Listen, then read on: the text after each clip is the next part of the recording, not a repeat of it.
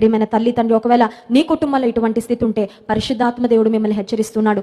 దేవుడు మీకు ఇచ్చిన పిల్లలను ప్రేమించండి, వారిని ఎంకరేజ్ చేయండి, మంచిగా ప్రేమగా మాట్లాడండి, కైండ్గా మాట్లాడండి.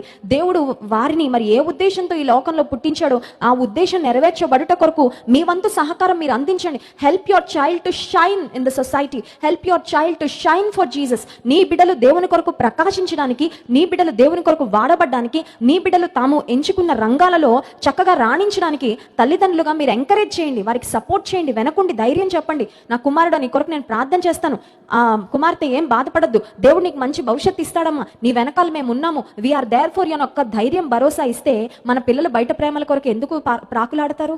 ఇంటి నుంచి ఎందుకు పారిపోవాలనుకుంటారు? ఇంకెవరితోనే ఇంటర్నెట్లో మరి ప్రేమ వ్యవహారాలు ఎందుకు నడిపిస్తారు? కొన్నిసార్లు పిల్లలు తల్లిదండ్రులకు ఎమోషనల్గా దూరం అయిపోవడానికి కారణం ఏంటంటే వారు చూపించే ఫేవరెటిజం. కొన్నిసార్లు పిల్లల్ని అది చాలా చాలా బాధిస్తూ ఉంటుందండి. అది కుటుంబంలో ఒక రకమైన ఇంబ్యాలెన్స్ని తీసుకొచ్చేస్తుంది అనమాట. అంటే కుటుంబంలో ఉన్న సమతుల్యత లేకుండా